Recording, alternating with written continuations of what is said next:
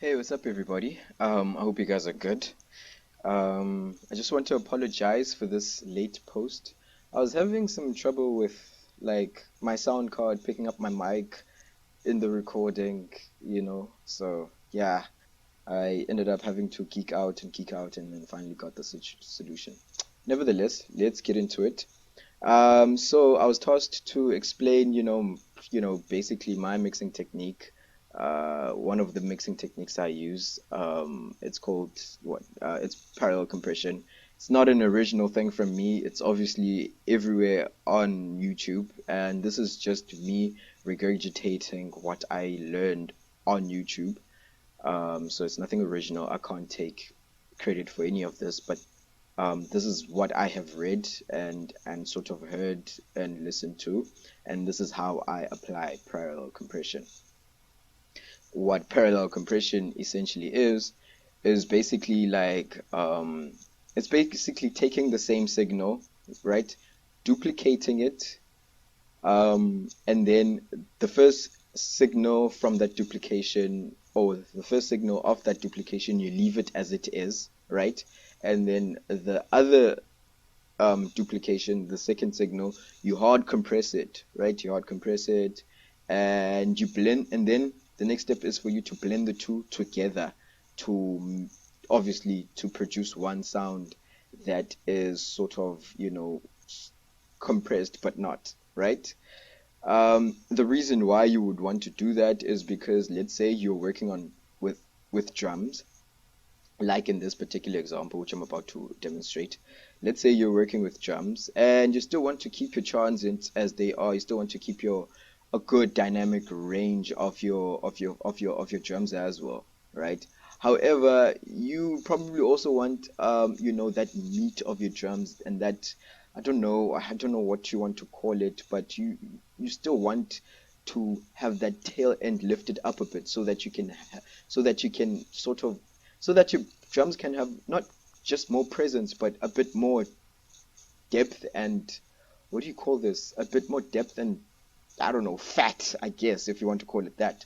So that's why you probably you this is when you'd probably use parallel compression. All right. Um, so I'll use one of the songs that I've, put out in SoundCloud and Spotify. And I'm just gonna, yeah, let's just hear what basically is going on here. This is basically the song.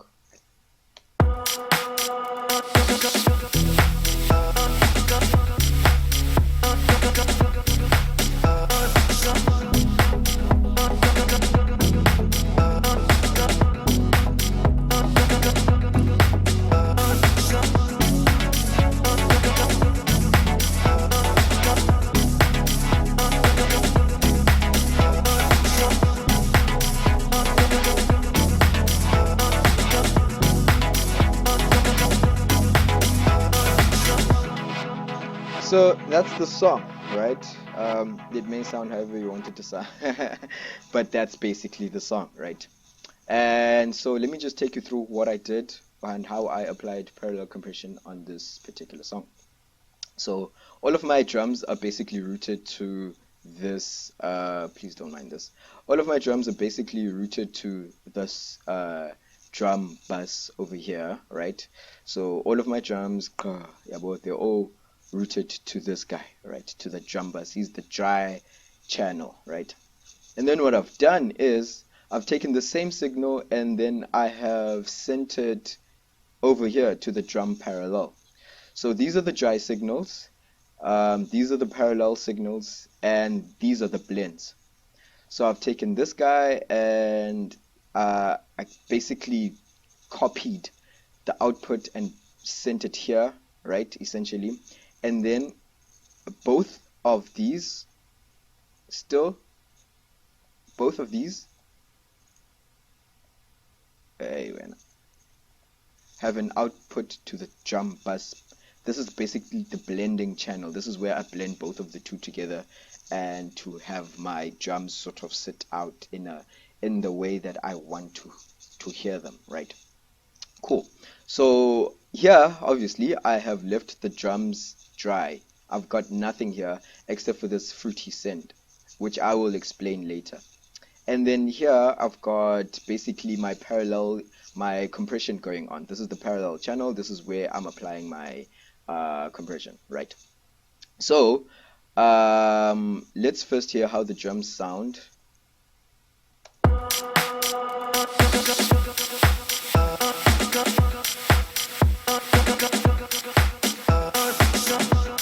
Okay, let me just check this out.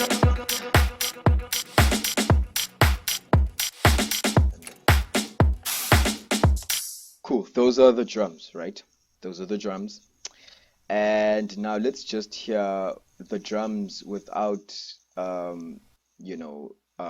without the parallel.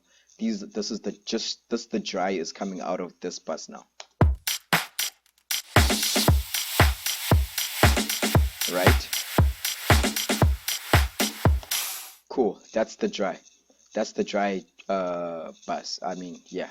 And then now let's hear the parallel on its own.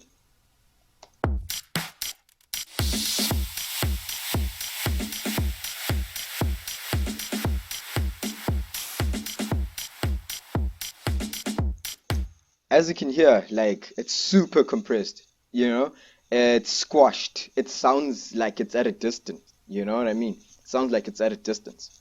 Now let's basically take a look at what I did here. Now, please note that you can use any thingy. What do you call? You can use any like tools for this, any plugin or whatever. You can use the stock plugins from from whatever DAW you're using. I'm using these because I mean, to be honest with you, I like them.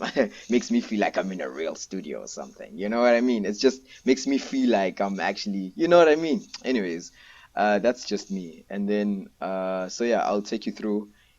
Um, so here, what I first do is I basically EQ the dry sound.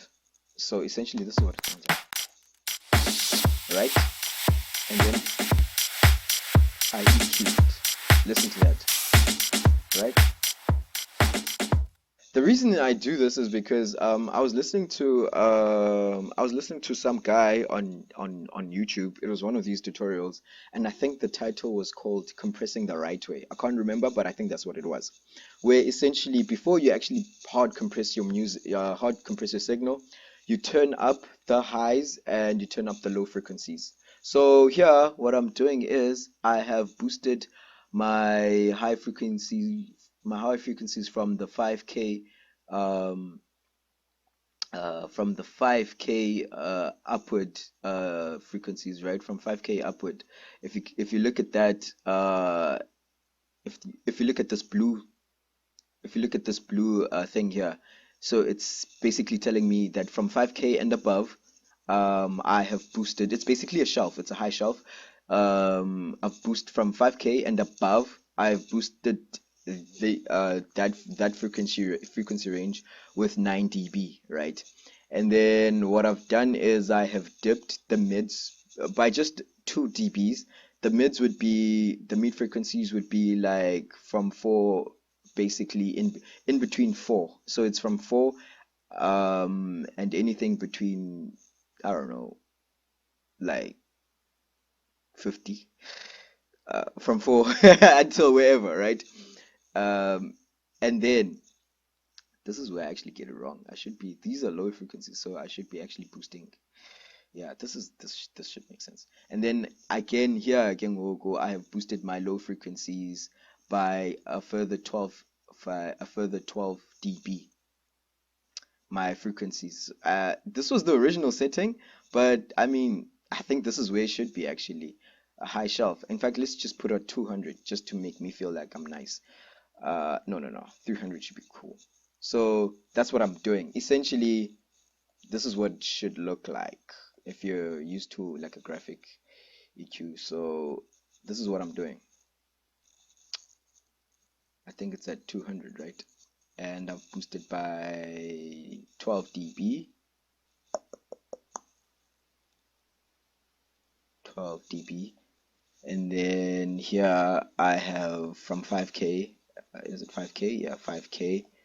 Can make it super, yeah, you can make it like this, right? From 5K, let's just say, uh, from 5K, I'm boosting by 9 dB. If you look at the if you look at the corner, I'm sorry, I'm not going to edit this, but if you look at the corner, just below the file edit toolbar thing, where there's like the title of the FLP, there, there you'll see the dBs, right? Cool. So essentially, this is what it is. And then I took from, what was it? I can't remember what it was. And then I dipped it a bit, right? I did something like this. So this is what the sound, this is what the signal, this is what the EQ is doing.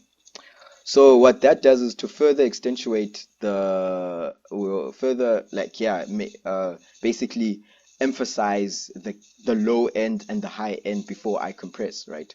So let's hear how it sounds with the EQ on. So it sounds super bright and low, right? So it's got that fat from the kick and the lower frequencies, and then still got that brightness from the whatever you want to call them.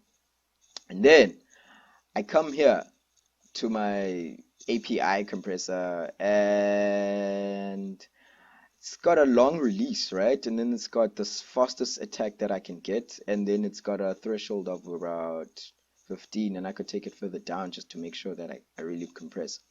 And then with an infinite ratio, so I'm basically limiting at this point, right? Don't mind these. I don't think I even touched any of them. I mean, these are just, I mean, if you read up on the compressor itself and whatever compressor you're using, you know, you should know what these are. I didn't. These are the things that I know at this particular point in time, and these are the buttons that I used, right? So, like I said, you could be using whatever EQ and whatever compressor that is available for you. And then, so now let us hear what it sounds like compressed.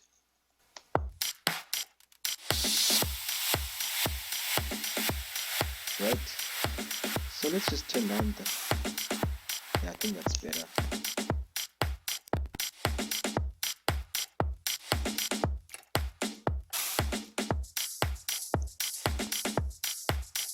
I think that 15 dB was alright.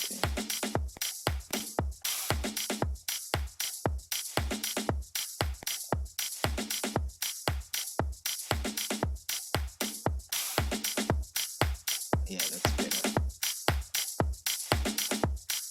That's better. Okay, cool. Super compressed, right? What I then did was, this was not anything that was added on the tutorial or anything like that, but I felt that this will actually further achieve what I want to achieve. Basically, which is to get a bit of meat from the drums and get that, tail end. And then, so what I decided to do was to add some distortion. And this is my favorite distortion, things, plugins, whatever you want to call it, VSTs. I really love this. This is stock FL Studio, the effector module. You can do a lot of things with this. As you can see, you can use it as a granulizer. You can use it as a flanger. You can use it as a fader. You can use it as a filter. You can use it as a delay, and it's got everything really, right? But what I like most about it is this distortion button here, is this distortion thing here. But now with the distortion thing, so we're gonna demo it. Let me just copy the value it was. So this is the distortion I applied. Now it gives me that fat, right? Okay, my thingy, what you might call, I think my CPU is complaining because, yeah, well, it is, I don't know why, but it is. So let me just see if I plug in my charger. Let me just see if it will improve a bit. So just please bear with me. Give me a little second as I plug in my charger and see if it will actually improve the situation. All right, yeah, it sort of did. So let's hear the distortion again. Yes, the meat. This is the dry and wet. So if you really want to distort, right, or you want to leave it dry, so I'll just place it where I was comfortable with. Paste the value, and this baby here is basically how you want your distortion to sound. So let me just see.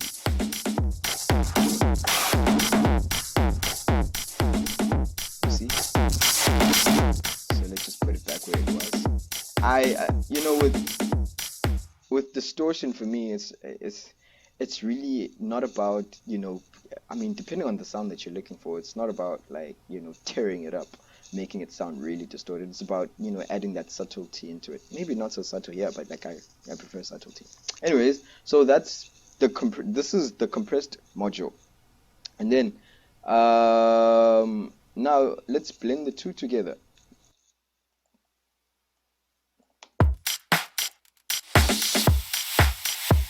So this output is coming out here, right?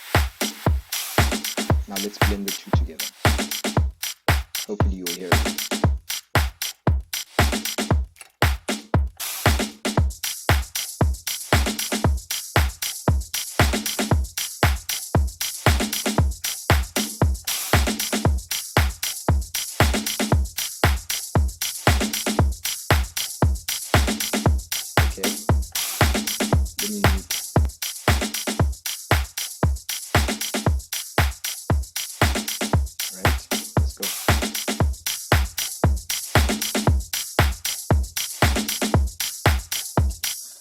And there we have it. I have basically kept the integrity of my transient, but at the same time also brought up the meat a bit, right? I basically avoid compressing on my signal because you know, I don't think I know how to use the compressor correctly. So using the parallel compression technique, for me, it helps me know to what extent I want my sounds to be compressed, because I can just easily blend them in if I want them to be compressed. But yeah, so that's that with parallel compression. And oh yeah, so I wanted to show you guys, I said I would come back to this. So basically what this is, if you guys use FL Studio, this is basically me taking this sound out of here and sending it to this channel, but without any effects. What am I?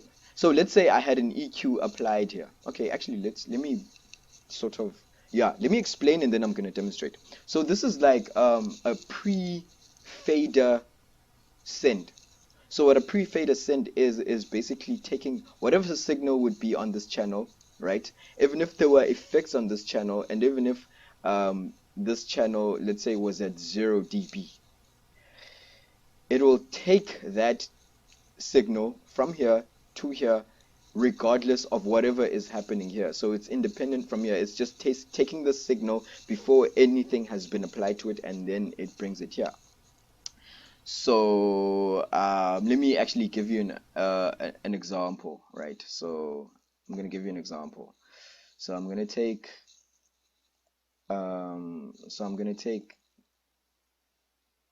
this, and then I'm going to add, like, you know, let me add a high pass filter on the drums.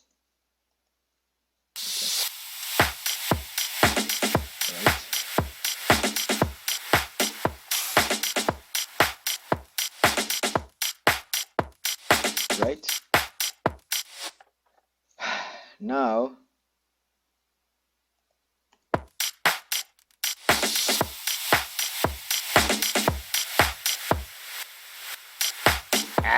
you see, even this relies on this. Like, let's do this, right? It even relies on this, on the volume itself. So if I take this down, the volume will also go down, you see. But so I didn't even need to do this. But with having a pre-fader send, what it does is It's independent of whatever happens here. It just copies the sound signal that is received here.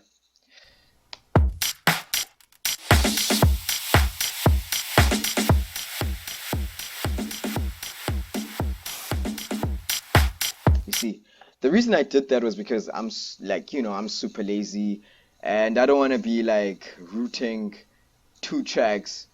Like, this is essentially what this is. It's like saying this route to this track and then doing the same thing again, route to this track and then unroute here. It's essentially the same thing. But I just thought, yeah, I mean, I was just like, nah, man, let me rather do this instead. Again, I learned this from watching many tutorials and yeah. So essentially, guys, that was parallel compression. And if you guys want to know anything or if you have any questions, just let me know. Secondly, also please post your own like I don't know, uh, um, tips on on the video below. If not, please guys, please tell me, how do I make my mixes sound brighter without having my freaking hi-hats and stuff sound like really, really squeaky and too sharp in my ear? How do I make it sound brighter and more open without making it sound, without like my high frequency sounds, or like my hi-hats and all that stuff like right in my face and just in my ear and just like sort of like cutting through my ears? If you guys could explain that to me, that would be great. I think that's one thing that I'm missing. So yeah, guys, thank you.